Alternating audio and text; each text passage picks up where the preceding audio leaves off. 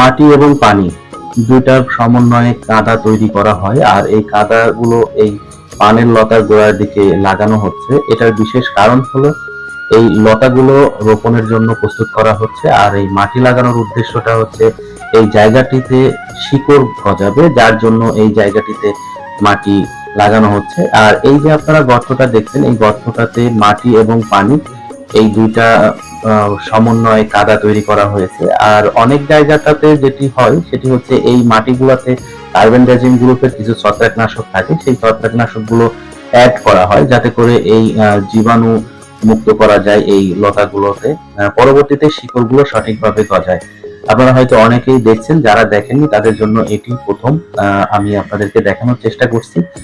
এটি মহেশখালী মাতারবাড়ি নামক একটি জায়গা। এই জায়গায় প্রচুর পরিমাণে পানের চাষ হয়, এটা আপনারা সবাই কম বেশি জানেন।